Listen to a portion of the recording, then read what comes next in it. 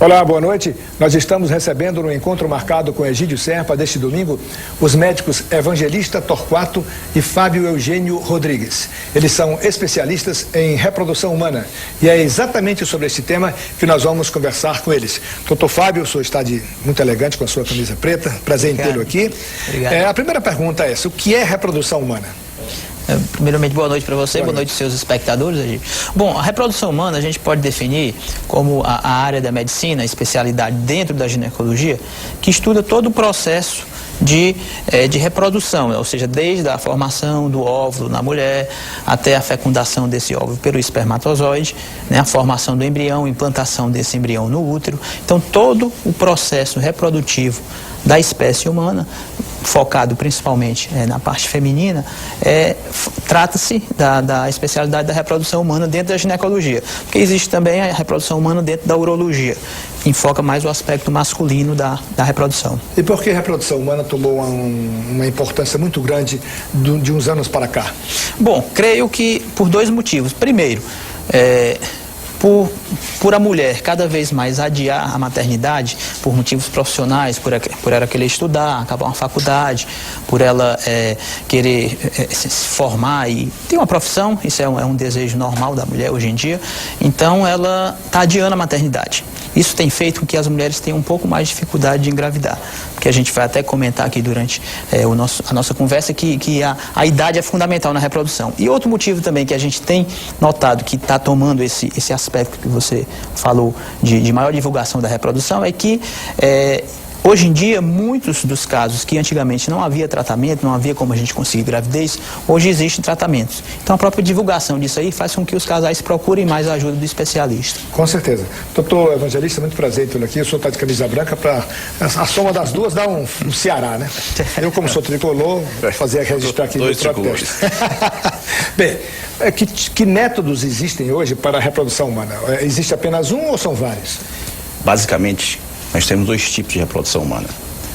Nós vamos dividir ela em assistida e não assistida. Na não assistida, nós não manipulamos gametas, nem óvulo, nem espermatozoide. Enquanto que na assistida, sim.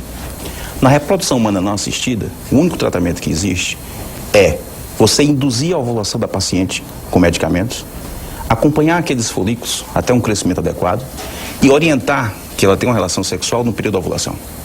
Essa é a reprodução humana não assistida. Não há manipulação de gametas. Do outro lado, na reprodução humana assistida, onde há manipulação de gametas, nós temos dois tratamentos. Ou a inseminação intrauterina, ou a fertilização intrauterina. Que consiste a inseminação intrauterina? Consiste em eu estimular a paciente a ovular mais, acompanhar os folículos dela até atingir o tamanho adequado, e no momento correto que ela estiver ovulando, ela não vai ter uma relação sexual. O marido vai coletar o sêmen através da masturbação. Pegamos esse sêmen, melhoramos esse sêmen no laboratório. Melhora. E aí fazemos uma coisa muito interessante, fazemos um bypass, uma ponte. Não depositamos o sêmen na vagina, porque é muito ácido, mata muito espermatozoide. Só para você ter uma ideia em termos de número, 15 milhões de espermatozoides na vagina, uma hora depois só tem 1 milhão. O resto morre. Então, com a inseminação... Vai por quê? Pela acidez? Pela acidez. Então, com a inseminação, nós fazemos esse bypass, essa ponte, e colocamos lá dentro do útero, possibilitando uma maior chance dessa paciente engravidar. Então, essa é a primeira forma da reprodução humana assistida, onde há manipulação de gametas. E na outra forma, a mais avançada, digamos assim, a top de linha, nessa nós não colocamos o espermatozoide, nós colocamos o embrião. Pronto. Como é que se faz isso? Pegamos o óvulo para fora do corpo dela, o gameta feminino entra no laboratório, o gameta masculino também entra no laboratório, e através de técnicas bastante específicas, na qual, com um aparelho muito interessante, é um micromanipulador de embrião de gametas, eu pego o espermatozoide, pra você ter uma ideia dessa agulhinha, essa agulhinha chega a ser 10 vezes mais fina do que o fio de cabelo. Nossa. Então eu pego lá o espermatozoide. Com microscópio. Com microscópio. Vou lá, pego o espermatozoide, o óvulo é uma estrutura cilíndrica, grande, muito maior do que o espermatozoide, e penetro, furo a membrana do óvulo e deixo o espermatozoide lá dentro. Então eu estou manipulando, de uma forma muito mais avançada. Essa é a fertilização in vitro. Este óvulo fecundado é cultivado no laboratório, dentro de uma incubadora, uma chocadeira mesmo, para o embrião começar a se dividir. E aí, com 2, 3 ou 5 dias depois desse dia de que eu fiz a manipulação, pegamos os melhores embriões e colocamos dentro da paciente. Então, essas são todas as formas que o especialista em reprodução tem para poder tratar esse casal. Deixa eu voltar aqui para o doutor Fábio. Doutor Fábio, a explicação dele foi muito didática, foi muito boa. É a primeira vez que eu ouço uma explicação assim científica sendo dada de maneira didática. Vamos ver se nós continuamos com esse didatismo. Agora, quando há a fertilização, é possível que a mulher possa ter, ao invés de um filho, gêmeos ou trigêmeos? A gravidez múltipla, gente, que seria a gravidez de mais de um filho, é considerado uma das complicações, entre aspas, do tratamento de reprodução. Em todos os casos em que você estimula o ovário da mulher a produzir mais de um óvulo, você pode ter um risco maior de uma gravidez de mais de um bebê. Normalmente a mulher ovula só um óvulo por mês. Quando você faz um estímulo, ela vai produzir mais de um óvulo. Dependendo do tratamento que seja feito, seja uma indução de ovulação, seja uma inseminação, seja uma fertilização in vitro, você vai ter intensidades de estímulo maior que você vai fazer no ovário dessa mulher. No caso específico que você citou da fertilização in vitro, após a colocação do espermatozoide dentro do óvulo, formação do embrião, no dia da transferência embrionária, a gente vai avaliar a idade da mulher, vai avaliar a chance dela engravidar, a doença de base que ela possa ter, ou que o marido possa ter, e a qualidade dos embriões. São parâmetros que a gente utiliza para saber quantos embriões transferir ao útero da mulher.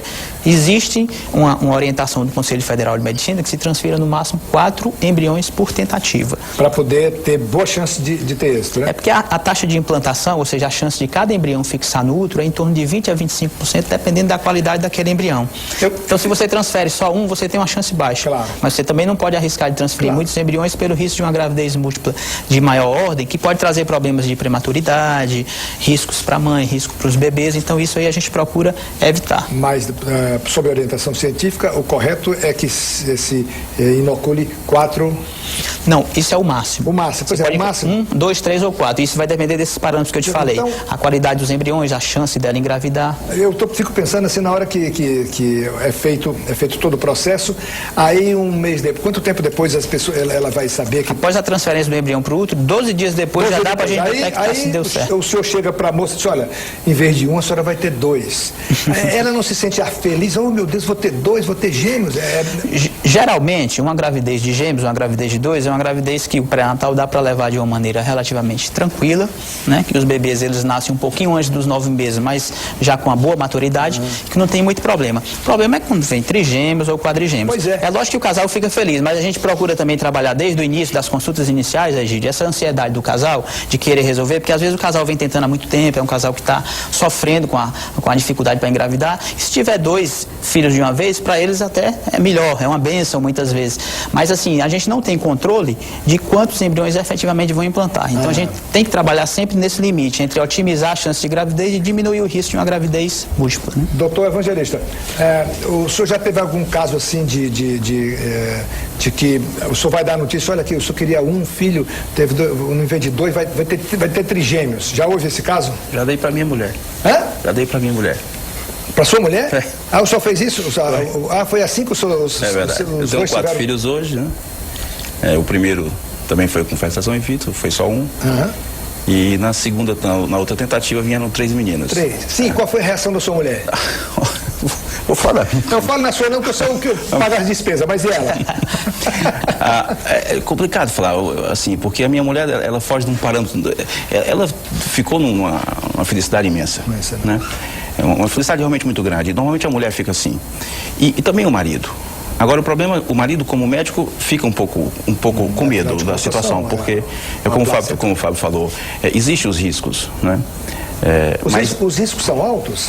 Os riscos são altos. De perder de perder eu acho menor o risco, mas o risco de você ter uma gravidez que possa culminar no nascimento de uma criança com muito baixo peso, uma criança que nasce com 800 gramas, com 900 gramas, essa é uma criança que vai passar 60 dias na UTI.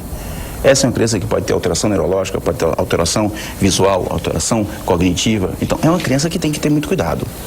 Então, de preferência, tentar evitar esse tipo de gravidez. Só que muitas vezes não dá. A percepção que eu tenho do casal é que o casal fica muito feliz com a gravidez múltipla, gemelar ou até trigemelar. A quadrigemelar eu acho que complica um pouco mais. O próprio casal realmente sente um pouco mais. Mas até o trigêmeos eu acho que eles se sentem até, de uma certa forma, mais felizes. Nós sabemos disso, mas eles realmente...